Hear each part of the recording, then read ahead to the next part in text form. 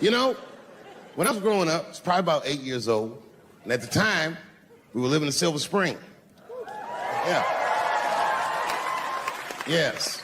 Common misconception about me in D.C. A lot of people think I'm from the hood. That's not true. But I never bothered to correct anybody because I wanted the streets to embrace me. As a matter of fact, I kept it up as a ruse. Like sometimes I'll hang out with rappers like Nas and them, and these motherfuckers will start talking about the projects. Yo, it was wild in the PJs, yo. And I'll be like, word, nigga, word. But I don't know. I have no idea. My parents did just well enough so that I could grow up poor around white people.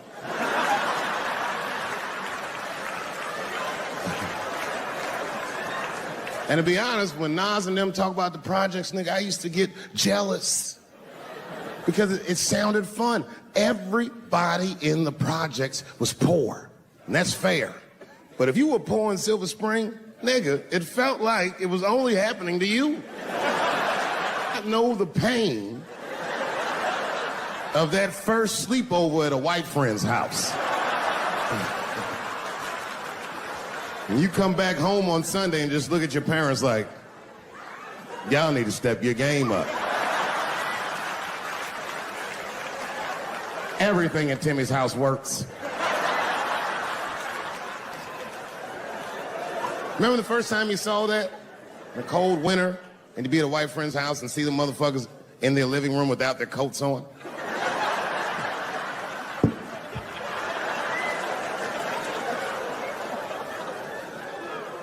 Timmy was one of my first white friends, like, in my life, man. He's a good dude, too. He moved to Silver Spring from Utah, of all places. I guess his family was affiliated with that Mormon church they got down there, and me and him used to hang out. And one day I was at his house, we were just hanging out, and Timmy says, Dave, why don't you stay for dinner tonight? I said, oh, man, I'd love to, but I can't. If I'm not home before dark, my mother will kill me. That was a lie. My mother had several jobs. I hadn't seen her in like 3 or 4 days. At that point in my life, it was my experience that white dinner wasn't delicious.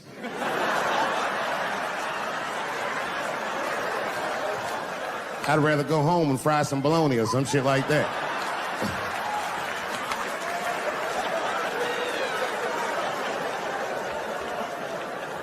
But then old Timmy threw me a curveball I wasn't expecting. He said, oh, it's too bad you can't stay, Dave, because Mom made stovetop stuffing.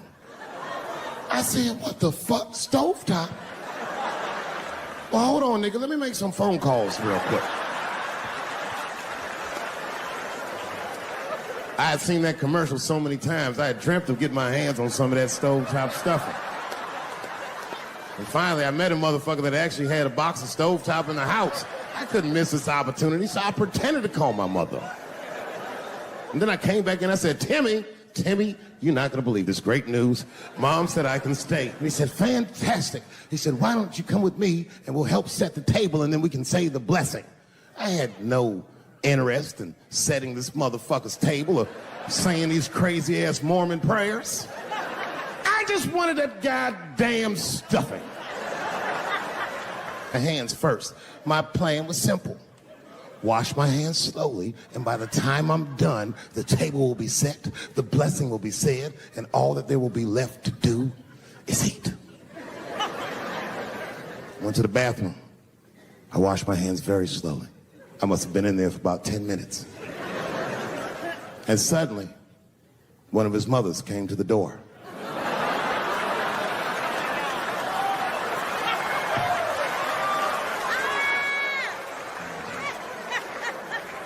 She was like, hi, David, right? I said, yes, ma'am. She said, Timmy tells me that you're planning on staying for dinner. I said, I hope that's not a problem, ma'am. She says, no, it's no problem. In fact, we'd love to have you. It's just that we weren't expecting company. And I'm afraid there's not enough stovetop stuffing for everybody. So I kicked her in the pussy. Bam! Ladies and gentlemen, I told you I'm dope, nigga. I told you what I was gonna say and you still didn't see it coming. And that's why I make the big bucks.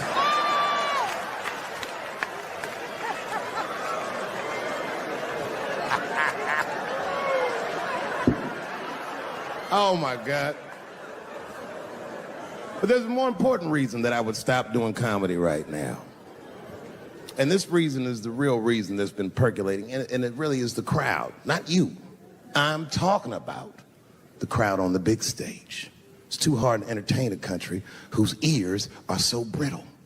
Motherfuckers are so sensitive, the whole country is turned into bitch-ass niggas.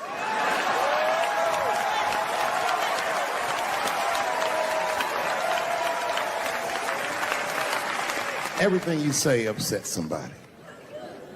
You know, I can remember when it all started. It was when I was doing Chappelle show. When I was doing Chappelle show, I used to do the show, and then on the weekends I do like concerts and shit like that. So I'm doing a concert, and there was a couple in the front row, beautiful couple. The wife was obviously Asian. You could see it in her face.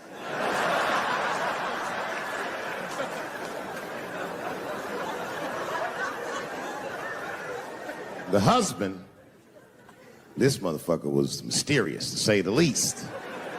Couldn't quite pinpoint where he was from. Caramel-colored fella, very nice hair, but he could have been from anywhere. Bangladesh, Mexico. I can't guess with a nigga like this. All I knew for sure about this guy is that his wife was a bitch. I could see that in her face, too. No, he was laughing and having a good time, and she was scowling at me at a goddamn comedy show. I couldn't figure it out. And then I realized at some point that she was pregnant, and I was smoking on stage. I said, oh my God, that's probably why she's mad. So I started to put my cigarette out, but then she hit me with one of them fake non-smoker calls. So I just kept smoking. I thought to myself, bitch, that babe will be fine, relax. And I tried to break the tension. I just asked her. That's all I said. I go, hey, where are you guys from anyway? And I could tell that she was on to me. She goes, very condescendingly, she says, I'm from California. If you're asking my ethnicity, I am Chinese. He was like, I'm Mexican, bro. I said, well, I'm sorry if I offended you by asking, but you're a very beautiful couple. And miss, there's no question that you're going to give birth to the hardest working baby this world has ever seen.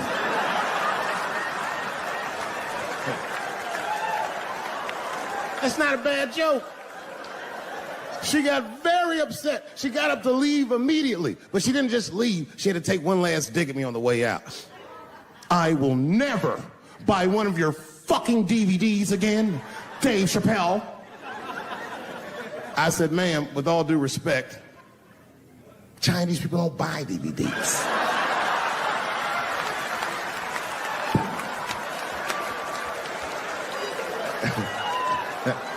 And the crowd went crazy. We were all laughing, having a good time. I didn't even think anything of it. And then just 3 days later, this lady sends a fucking letter to my promoter telling him not to book me for shows anymore because I was, quote, racist, and I'm quoting her, insensitive to the nature of my interracial marriage. I was like, word, bitch, I was. And she would know that I myself am in an interracial marriage. That's right. In fact, my wife is Asian too. Surprise, bitch, I'll see you on Thanksgiving.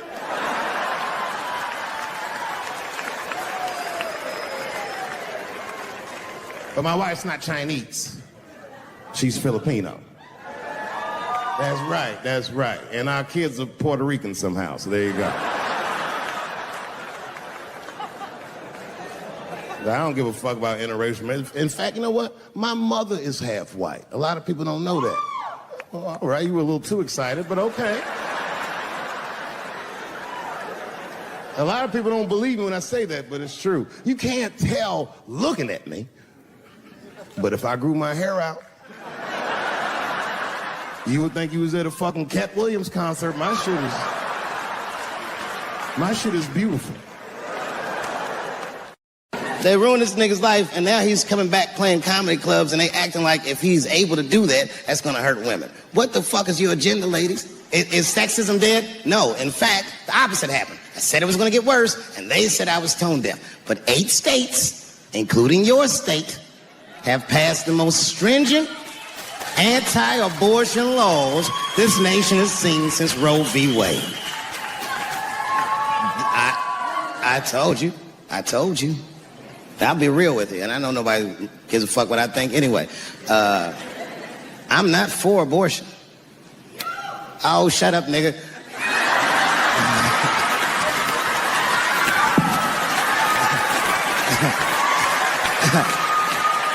I'm not for it, but I'm not against it either. It all depends on who I get pregnant.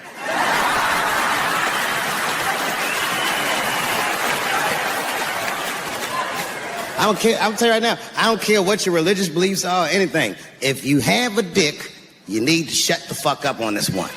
Seriously.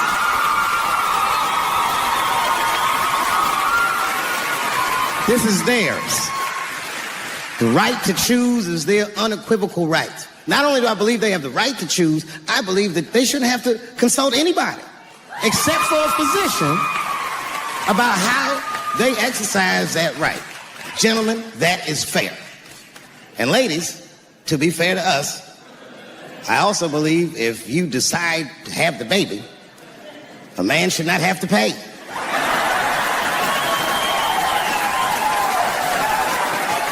That's fair.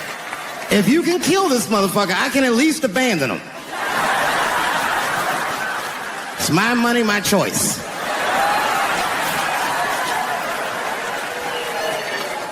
And if I'm wrong, then perhaps we're wrong. Figure that shit out for yourselves.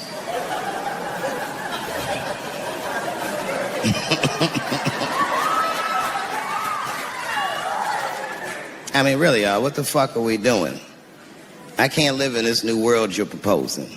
And meanwhile, while we're worrying about all this other shit, look at what's happening. They just killed another 12 people in a mass shooting in Virginia Beach. This shit's happening every week. It happens so much, I don't care anymore. I came home early from the road. I had a $12,000 suit on, because life's been going good. And I got home early, and dinner was cooking. You ever come home when dinner's cooking? Doesn't that smell good?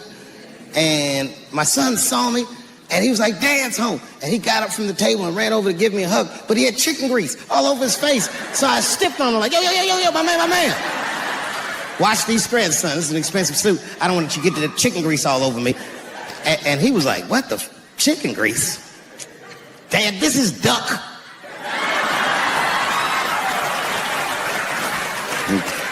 A tear came out of my eyes. I never dreamt I'd do so well in life that I'd raise a nigga with duck grease all over his face.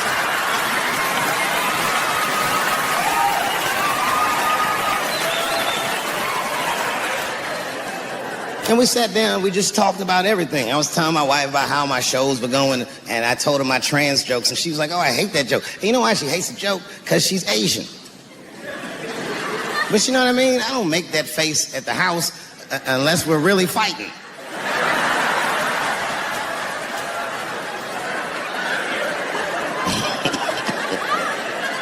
And me and her, like, we weren't arguing, but you know what I mean? She was just like, you need to stop doing that. And then I tried to change the subject. I go, how is school going, boys? And my sons tell me, well, we didn't have school today, technically. I'm like, well, what's going on? He said, well, there was like a school shooting drill. I never heard of this. You know what this is? They have drills that they make kids do where they practice what to do if somebody comes to shoot up their school. I'd never heard that. It's hard not to write these jokes. It's hard not to think about. Even when I watch sports, I'll be thinking about. Like think about. Okay. Say LeBron James changed his gender. You know what I mean? Okay. Can he stay in the NBA, or because he's a woman, does he have to go to the WNBA, where he will score 840 points a game? What does it actually mean to be equal? You know what I mean? Like, if women are actually equal to men, then there would be no WNBA, would there? You would just be good enough to play in the NBA with us. Or, here's another idea that's going to be very controversial. You could shut the fuck up.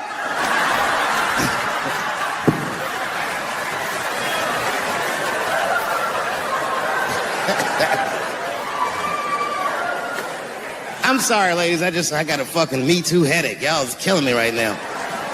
It's really fucking tough to watch what's going on. You know, ladies, I said it in my last special, and I got in a lot of trouble for this. I told you were right. But the way you're going about it is not going to work. But I'm biased. I said it. Louis C.K. was a very good friend of mine before he died in that terrible masturbation accident. And it was his room. You read the story. He was masturbating in his own room. That's where you're supposed to masturbate. And then he said, hey, everybody, I'm going to pull my dick out. Nobody ran for the door or nothing like that. They all just kind of hung out like, I wonder if this guy's serious. And he came on his own stomach. There it is. What is the threat? Have any women ever seen a guy that just came on his own stomach? This is the least threatening motherfucker the earth has ever seen. All you see is shame in their face and cum dripping down like pancake butter.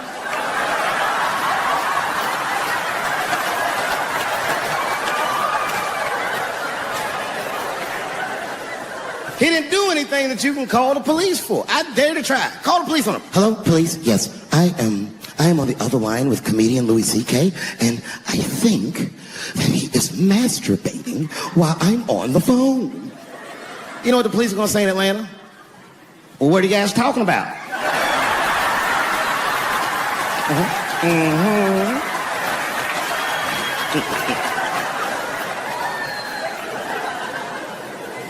They ruined this nigga's life, and now he's coming back playing comedy clubs, and they acting like if he's able to do that, that's gonna hurt women. What the fuck is your agenda, ladies? Is sexism dead? No, in fact, the opposite happened. I said it was gonna get worse, and they said I was tone deaf. But 8 states, including your state, have passed the most stringent anti-abortion laws this nation has seen since Roe v. Wade. Do you know this strip club in D.C. called Camelot? Is that still open? Well, I know what I'm doing after the show. I gotta tell you.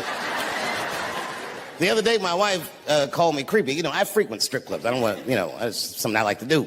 And my wife said I was creepy because I go to strip clubs by myself. Is that creepy?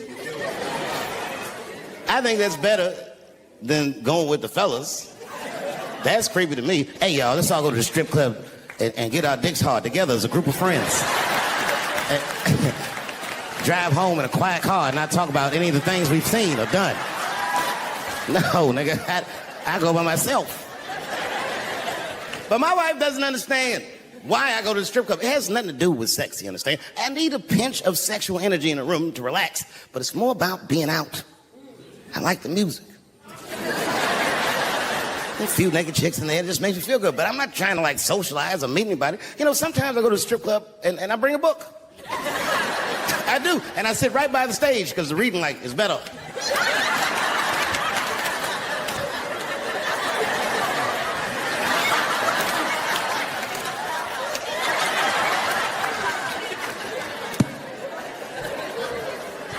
One time I went to a strip club, and this is weird. I don't know why. The stripper, for some reason, told me her real name. I know, so I left. She didn't understand. She was like, where are you going? I was like, good night, Deborah.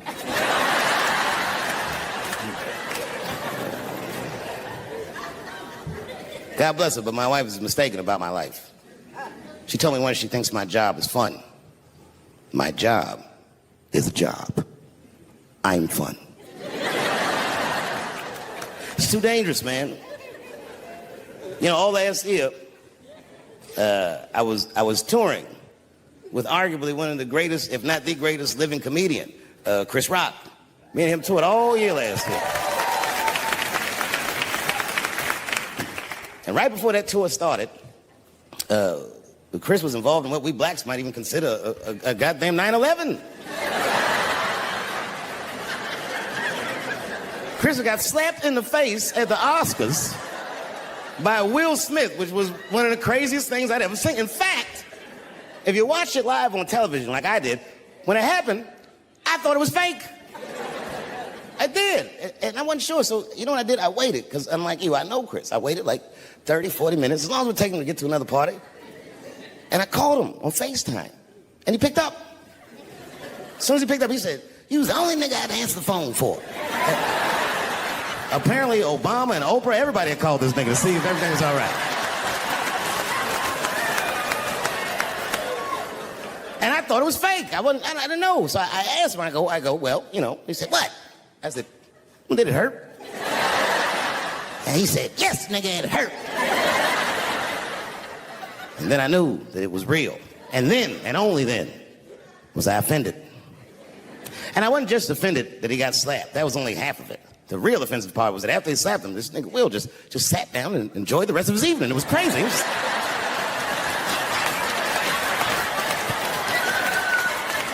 The fuck is this?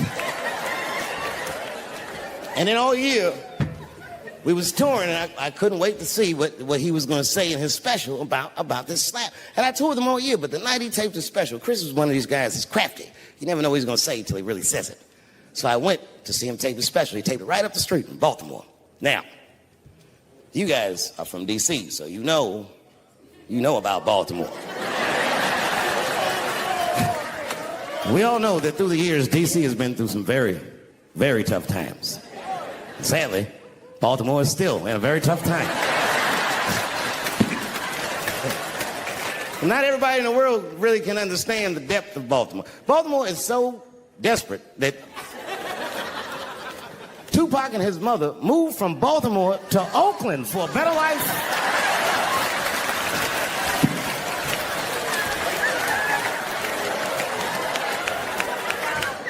And Chris Rock went so hard in the paint, and I can't believe he did this, he shocked a Baltimore crowd. I didn't even know that was possible. I started doing comedy around here. Shocked them. And you know what he said that got him?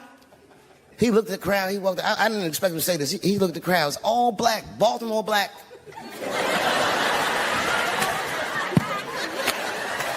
Even if you rich and black in Baltimore, you know them niggas is traumatized about something. And Chris shocked him, and this is what he said. He went to that crowd. He said, "I refuse to be a victim." And the crowd said, "Oh." And I was backstage looking like, nigga, watch the tape.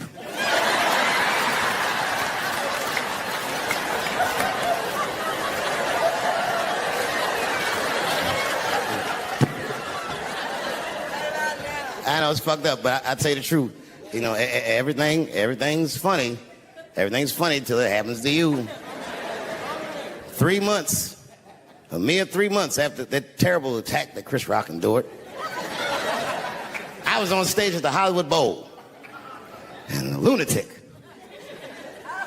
jumped out of the crowd and attacked me. Now, I gotta tell you, if it happens to you, you don't even know what the fuck is happening. It was like slow motion. I just looked over. I don't know this nigga. And I just looked and said, "Oh my God, I'm being attacked."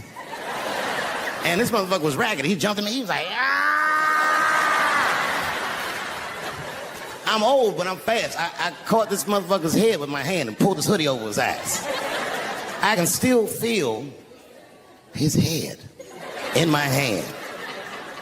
It was spongy. He had been growing dreadlocks.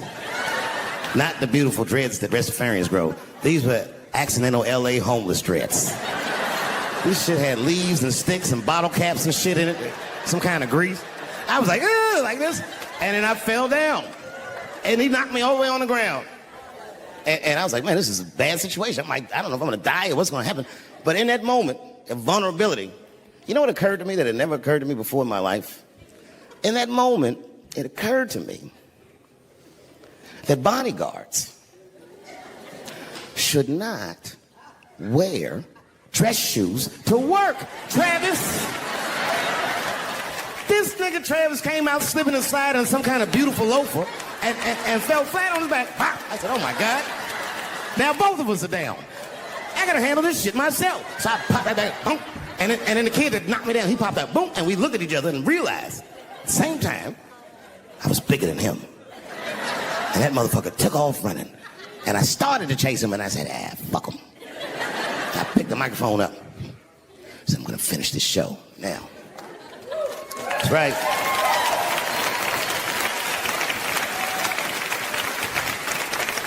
For 3 months before that, I'd been making fun of Chris Rock. And people would ask me all the time. They'd say, Dave, what would you do if you were Chris Rock and Will Smith slapped you in the face? And to this day, the answer is the same. Well, I don't know what I would have done. I've never been in a situation that extreme. But I do know now what Will Smith would not have done. And that is enjoy the rest of his evening. Thank you.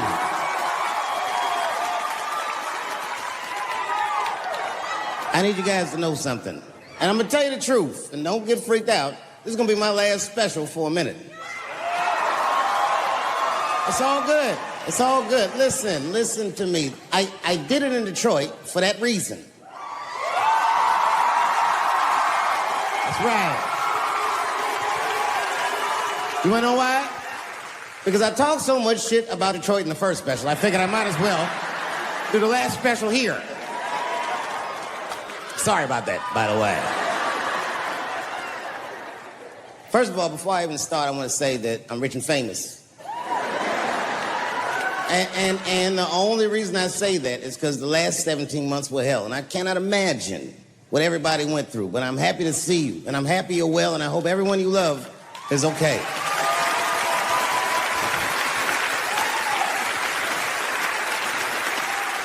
I don't want you to worry about me. I'm vaccinated. I got the Johnson & Johnson vaccine. I gotta admit, that's probably the most niggerish decision I've made in a long time. I walk in the doctor like, give me the third best option. I'll have what the homeless people are having. So far, so good. And I know you probably heard on the news, I did get coronavirus. And it was something else. Like, okay, first of all, when the doctor told me I had coronavirus, I gotta tell you, I was surprised how it made me feel. I felt dirty. I felt gross. Because I'd been walking around Texas, just touching doorknobs and shit, hands all moist. Tipping niggas with cash. Here, take this to your family.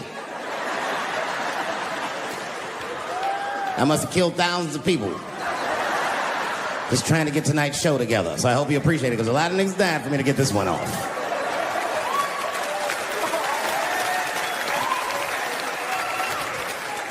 I hadn't felt that dirty in a long time. Last time I can remember feeling dirty like that, man, I must have been a little boy. I was being molested by a preacher. I don't feel bad for me. I liked it. I used to get a kick out of coming in that fella's face. Well, he asked me to do it.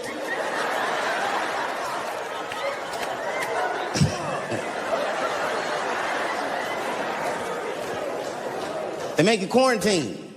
I had to quarantine for 10 days at least. They said, you're gonna have to stay in the room. I didn't go nowhere. And it started making me nuts, because I would just sit in the room and watch videos all day. Now, you know what I was watching? And I hate to say this, but there was a lot of videos, sadly, of black people beating up Asians for no reason. Oh, these attacks were unprovoked. I couldn't believe it. And I was sitting in the room watching this shit. It was stressing me out. I was stressed already, because the whole time when you get coronavirus, at least the first 5 days, you wait to see how sick you're gonna get. And it turns out, and this is true, I didn't get sick at all. Not a cough, not a booger, not a fever, nothing. Look at me. I am the Magic Johnson of coronavirus.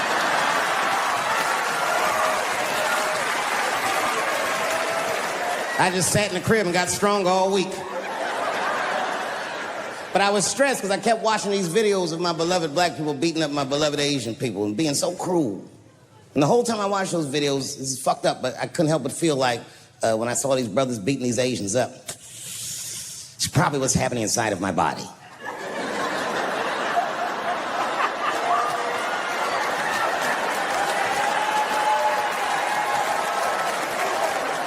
I didn't get sick.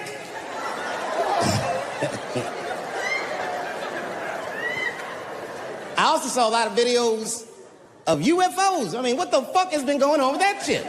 These niggas are here. These UFOs keep coming to Earth, and it made me think of an idea for a movie. It sounds dumb, but hear me out. In my movie idea, we find out that these aliens are originally from Earth. That they're from an ancient civilization that achieved interstellar travel and left the Earth thousands of years ago. Some other planet they go to, and things go terrible for them in the other planet. So they come back to Earth, decide that they want to claim the Earth for their very own. It's a pretty good plot line, huh? I call it Space Jews.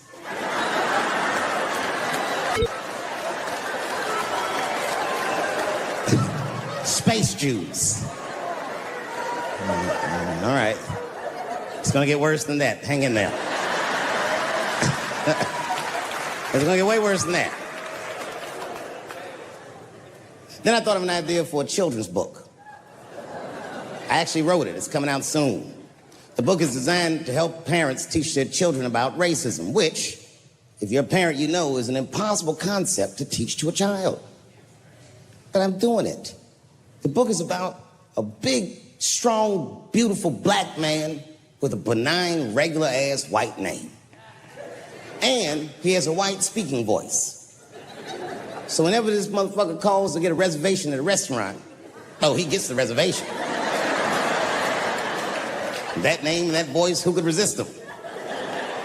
Now, I should tell you, this black man is literally an actual giant.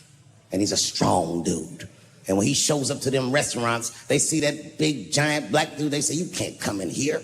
And they call the police. And in every installment of the book, the police come and they always shoot him. But remember, remember, this guy is a giant. These bullets don't kill him. They don't even hurt him. They just break his heart. It's called Clifford the Big Black Nigger. Anyone?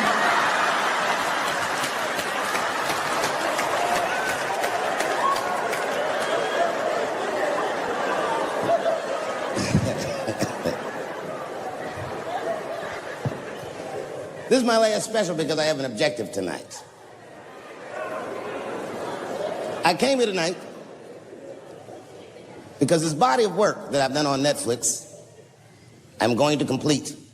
All the questions you might have had about all these jokes I've said in the last few years, I hope to answer tonight. And I'd like to start by addressing the LGBTQ community directly.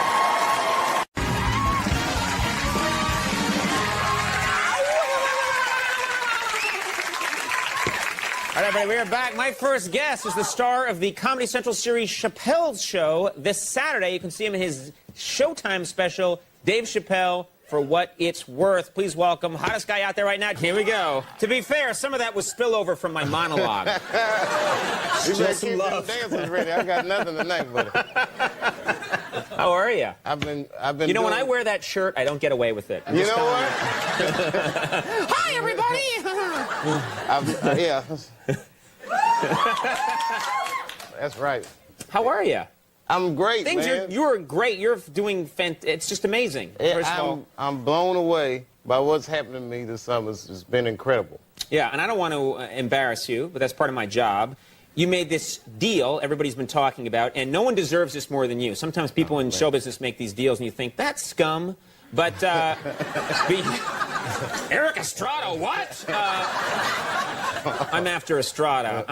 He's getting away with murder. But no, but you made this deal, Comedy Central, huge deal, $50 million deal. Everybody's talking about it.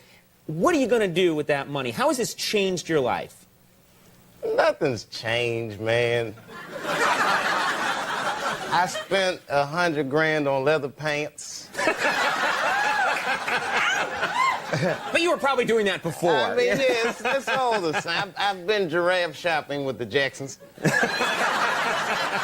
other than that, it's just the usual stuff. It's just that my old friends aren't into giraffes like I am now. Right. You know? They can't keep up with me. They can't keep up with you. It's just a difference. What about offers to do movies? You know, I mean, I know you've done movie work before, but now you're this hot, the phone's got to be ringing off the hook. It's funny, because before I wasn't getting any movie offers, and now I get a lot of offers for like bad movies, like those Planet of the Apes type roles. What? You saw that movie Planet of the Apes with Mark Wahlberg. The remake, yeah. Well, yeah, they're both racist to me, man. Like, the first one was like, you know, just get your damn dirty ape hands off me. I'm like, oh, come on, what are you really talking about? Or like, and then I see the new one, I'm thinking, this is a more progressive time, this will not be as racist. And then they had the apes was setting the dinner. Yeah, I'm not even making this up, they was eating watermelon. I was like, oh, come on, man. So the apes was eating watermelon. And then, like, later on in the movie, they're running from the apes and, like, running the water because the apes can't swim. Which is like, oh, word, see, these apes can talk, but they can't swim. And then at the end, it's like, when I seen the ape smoking a Newport, I just got up and... Yeah, you're right. That's not good. That's another thing that's changed since I made all this money. I stopped smoking menthol. There you go. I didn't stop smoking, but I don't smoke anything that they market to black people. Really? That's where the poison is, as far as I'm concerned. I can't make it that easy, baby. I keep them confused. I'll smoke stuff like Virginia Slims. I look at the box like, nobody's gonna hurt this white woman. Give me 2 packs of Virginia Slims. It's not right. Smoking is bad, everybody. Kids, if you're watching, don't smoke. But it's pretty funny to talk about. Yeah. Now, I don't want to pry, but I'm going to take a shot at this. Who are you going to vote for in this election? You know, it's funny. I was really into Kerry. Then when I got all this money, now Bush is looking a little better now that I got this money. I'm torn. It changes. I mean, I'm black, yet I'm rich now, so I just, the feelings I have inside, I don't know. Oh, What are you going to do? which one of these white people gonna take care of me? You're going to be in that voting booth with your Virginia Slims, thinking about it. In my leather pants and ascot. Giraffe's going to lean in. Hurry up! Let's go. Now, are you going to be a charitable person now? Is this going to, maybe you were before, but do you think you're going to try and help the people around you? Well, since I've joined the Republican Party, no, I'm not. That's good. That's good. They'll take care of themselves. Nah, man, I'm pretty charitable. Matter of fact, there was a guy that used to live in front, and he wasn't even, I shouldn't say lived, he was homeless, obviously homeless. He used to stand in front of my apartment. And one night I was coming home from shooting late, and I saw him, it was cold out, he's shivering. So I just gave him $20, which is something I didn't think about. Just get something to eat, man, whatever. And he was so grateful. I'll never forget. He was just like, thank you, brother. This means a lot. I'll never forget you. And people say that all the time. This guy never forgot. As a matter of fact, he came to my house every day after that, knocking on the door, like, come on, man, I just need some money. I could get something to eat. And he's shivering. I'm like, come on, dog, it's July, for real. What you want? He's like, I'm hungry, please. So he's hungry. I'm not going to turn away a hungry person. And I'm like, well, what are you trying to eat? He's like, what? A burger. I need a burger. But I'm like, I need more information. Do you want cheese on it? Do you want fries? Different burgers cost different amounts, right? I need to know how much money to give. He's like, I want some crack, okay? I want some crack. Maybe some fries, too, but mostly crack. You were wasting the guy's time. He had business to do. I felt bad. But then I'd see him, and I'd try to, like, encourage him, like, when I'm coming out. Like, you can beat that crack. And I guess that's, like, an annoying thing to say to a crack addict, because he's just like, all right. Easier said than done. Thank you very much for that encouraging word. Until you mentioned it, it never occurred to me. Now, I can't believe this, but you were invited to go to the Republican convention. That's true? Well, no, kind of. What happened was I was doing that Anderson Cooper show. Right. So Anderson was tied up at the convention. He's like, can we come interview you on the floor at the Republican convention, which is too much attention for me. I mean, Any black dude that walks in there is gonna have a million cameras on. If Bigfoot walked in at the same time, they'd be like, Bigfoot's so Dave Chappelle! Bigfoot is taking a seat with the Colorado delegation. And Dave Chappelle's a black person at the convention. Now, how are your, and again, this is about your life, but I know you got 2 boys. Yeah, man. These Did guys... I just you act like I just reminded you. Yeah. No, man. Oh, yeah. Those Yeah. guys, man. I hope y'all are watching. Y'all should be asleep. But, How are they? How are they doing? they're great. My oldest son just finished his first year of school. If you want to call it school, I mean, he's like 4. So I don't even know what they're learning. I went to one of, you know, those parent-teacher conferences, which I was nervous, because if they say anything less than he's incredible, then I'll get mad. So, but she was like giving me his report card, like his running is great. His jumping is incredible. She goes through all the litany, she goes, but he needs to learn how to use his words more. So I'm like, what does that mean, use his words? She said, well, like at nap time, if someone's sleeping on his mat, he should come tell me and not kick that person. I was like, what you think I'm raising, a snitch? Kick him, son. You gotta go get some help. He's doing the right thing. That's right. I'm trying to get him to keep it real, you know. Keep it real. Yeah, man. I don't Good. want no son to come telling everybody does something. Just kick him. Kick him hard. Yeah, he'll move, he'll move. All right. Well, Dave Chappelle, For What It's Worth, premieres Saturday night at 9 on Showtime. And you know what? No one deserves all the success Man, more than this guy right here. Dave Chappelle. Keep going. Rose Byrne. Coming up, we'll take a break. We'll be right back. That's funny. I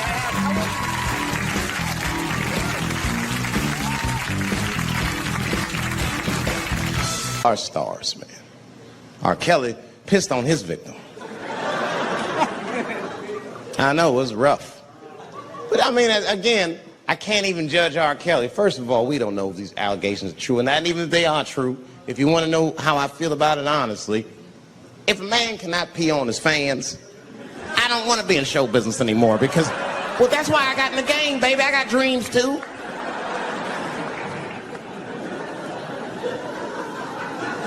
You guys are confusing the issue. While you guys are busy worrying about if R. Kelly even peed on this girl or not, you're not asking yourself the real question that America needs to decide once and for all. And that question is, how old is 15 really? Oh, that's a good question. That's a good question. I'm not saying that a person is as smart as they're going to be at 15. That's not what I'm saying, man. But I am saying 15 to me is old enough to decide whether or not you want to be pissed on. I mean, that's me. If you can't make a decision like that by the time you're 15, then just give up, motherfucker, because life is way harder than that. I make tougher decisions all the time. If you don't want to get pissed on, just get the fuck out of the way. It's not even a decision. If I start peeing on the front row, they're not going to have to calculate and think, oh, how do I feel about this? Am I okay with it? They just move. You can do that at 15. I could have. I've been 15. When I was 15, I was doing stand-up in nightclubs. I smoked reefer from time to time. Friends were selling crack. I was trying to finger fuck people. I knew what was happening around me to some degree. Getting pissed on was the least of my worries at 15. Trust me. But it keeps coming up. There's a lot of confusion around that age. Anytime 15 comes up, people freak out. Like when that girl, Elizabeth Smart, got kidnapped. Right? Remember in Utah last year, 15-year-old girl Elizabeth Smart was kidnapped, and then they finally found her, and the whole country was relieved. And I was the only one saying, damn, she wasn't that smart after all. Now, because she got kidnapped, that could happen to anybody. I'm not knocking her for that. I'm just saying, if you kidnapped me when I was 15, you got to take me further than 8 miles away from my house, man. God damn. You can't hold me prisoner around shit I recognize. I'll break away. I'll break away. Fuck off me, nigga. That's my bus stop. I know where I'm at. I'm going home.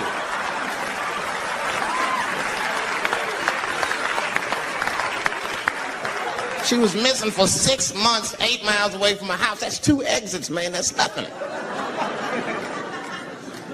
And while she was missing, during this half a year that this girl is missing, there's a 7-year-old black girl gets kidnapped in Philadelphia. Nobody knows her name. They might have talked about it 2 or 3 times on the news, but she should have been the top story because she chewed through the ropes and had both of these motherfuckers in jail in 45 minutes flat. 7 years old.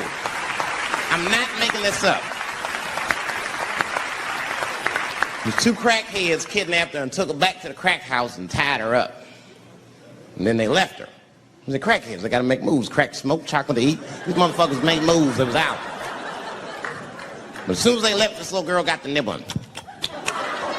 She was kidnapped at 4 o'clock and at home watching herself on the news at 5:30. That shit is crazy. That's a news story. That is a news story. Now,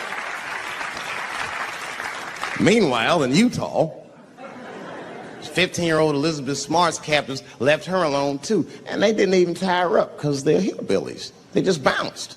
Don't try to escape, bitch, or we'll kill you. Be right back. They leave. And she's 15, sitting in the house by herself. How am I going to get out of this? Come on, Elizabeth, think. Think, Elizabeth, how am I going to get out of here? Why don't you just open the fucking door and go outside? Have you thought about that? Do you have a quarter? Do you know your phone number? You're 15, bitch, run. Stop thinking and stop making moves. I know I sound mean, and I know what the people are thinking when I'm saying this. Dave, she is only 15. All right, but that's the discrepancy, because when you talk about a little girl like Elizabeth Smart, then the country feels like 15 is so young and so innocent.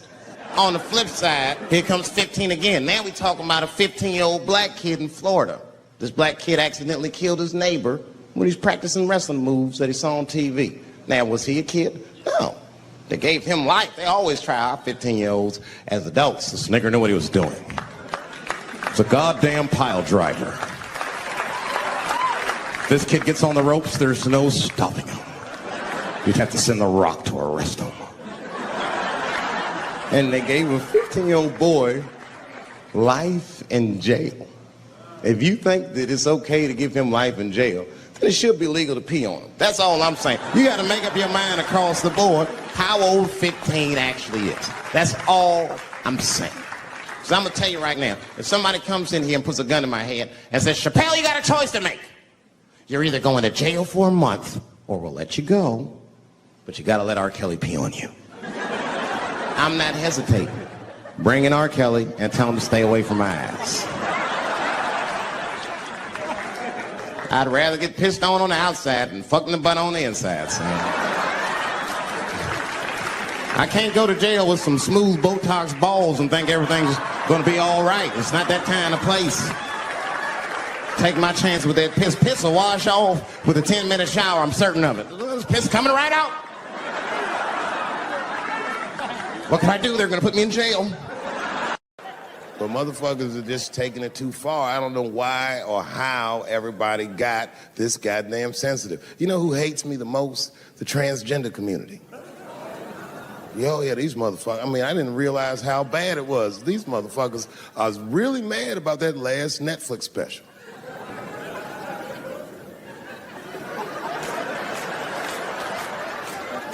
It's tough, man. I don't know what to do about it because I like them. I always have. Never had a problem with them.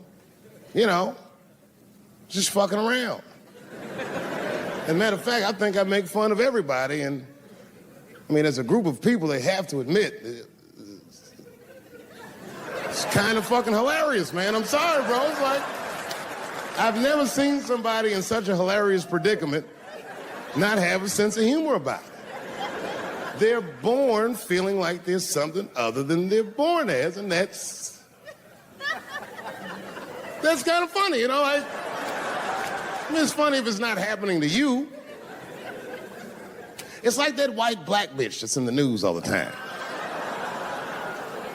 Rachel Dolezal.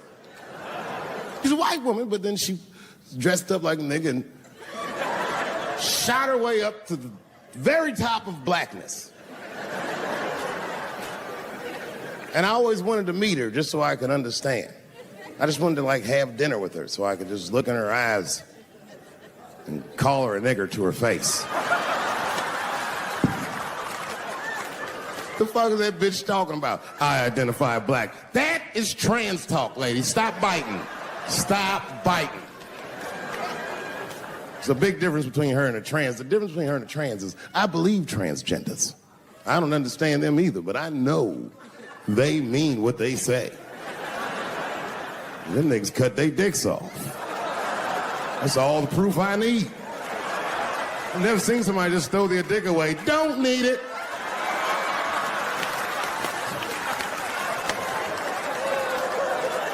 I don't understand, but I believe you and I support your decision, motherfucker. But how far is Rachel willing to go? What is Rachel willing to do so that we blacks can believe that she believes she's actually one of us? Bitch, are you willing to put a lien on your house? Invest in a mixtape that probably won't work out?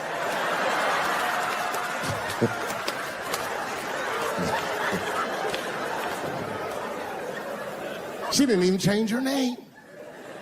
Didn't even change her name. Her name is Rachel. I can't believe in that name. If you want my support, you're gonna have to change your name to the blackest shit I've ever heard.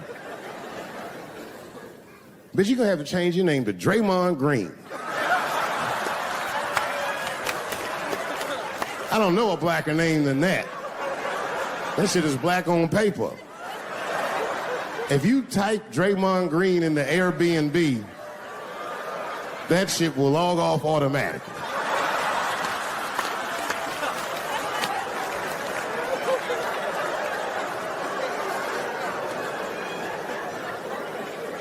You know, people get mad, bro. People get mad about everything I say. I was doing a show. I was in Portland, Oregon. And I was checked in a hotel under the name Charles Edward Cheese.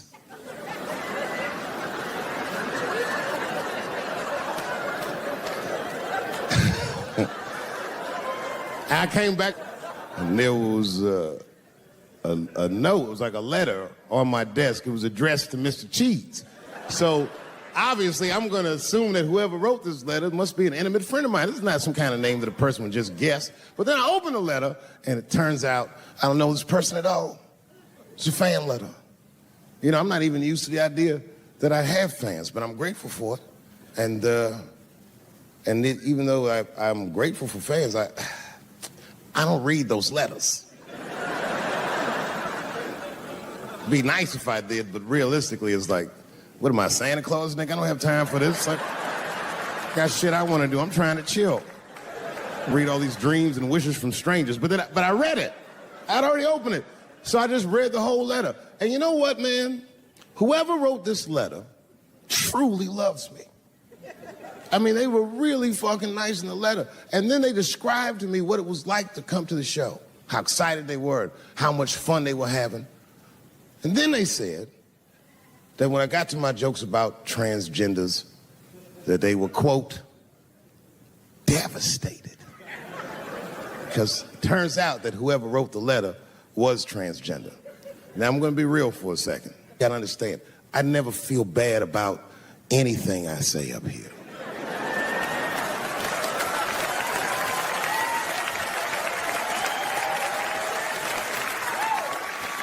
And I would never admit this to you if I hadn't locked your phones up.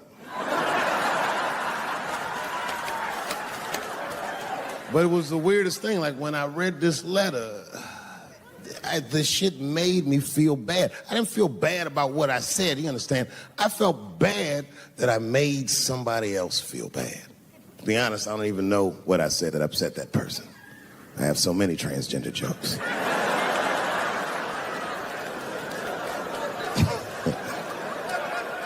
But I feel like it was probably this joke I'm about to tell you right now. And it's not even that bad of a joke. It's a true joke. I mean, it's not true, but I had read in the paper that Caitlyn Jenner was contemplating posing nude in an upcoming issue of Sports Illustrated. And I know it's not politically correct to say these things, so I just figured, fuck it, I'll say it for everybody else.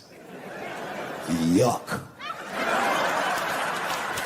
Oh, sometimes I just want to read some stats. I don't know why you're going to cram some man pussy in the middle of the sports page like this. I just didn't think that was the place for it. But I wasn't saying anything like Caitlyn Jenner's a bad person. I'm not mad at her for doing it. Not even mad at Sports Illustrated. If I'm mad at somebody, I'm probably just mad at myself. You understand? Because deep down, I know that I am not strong enough to not look at those pictures.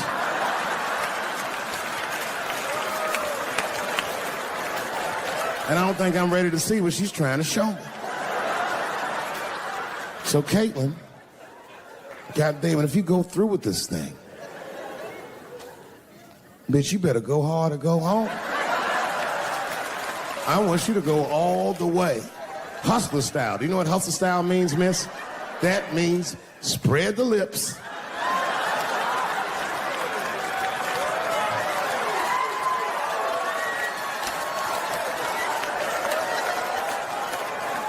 I hope she spreads her lips and there's an itty bitty dick inside. Ah! The show is behind the curtains.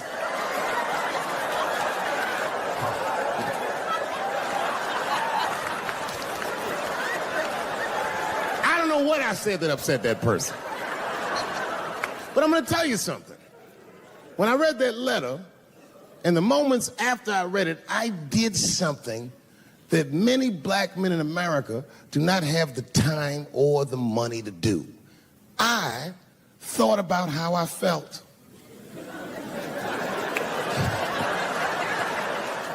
Asked myself a very basic question that I don't think I ever directly contemplated. I said, man, Dave, if you're writing all these jokes, do you have a problem with transgender people? And the answer is absolutely not. The fuck do you guys think I am? I don't understand all the choices that people make. But I do understand that life is hard and that those types of choices do not disqualify you from a life with dignity and happiness and safety in it.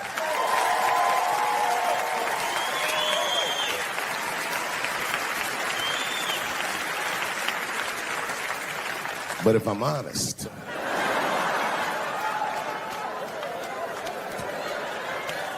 my problem has never been with transgender people. My problem is transgender people. I just feel like these things should not be discussed in front of the blacks.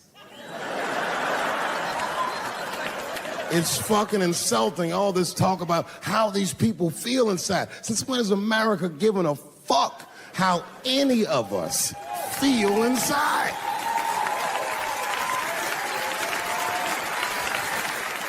And I cannot shake this awful suspicion that the only reason everybody is talking about transgenders is because white men want to do it. That's right. I just said that. If it was just women that felt that way, or black dudes and Mexican dudes being like, hey, y'all, we feel like girls inside, they'd be like, shut up, nigger. No one asked you how you felt. Come on, everybody, we have strawberries to pick. It reeks of white privilege. You never asked yourself why it was easier for Bruce Jenner to change his gender than it was for Cassius Clay to change his fucking name?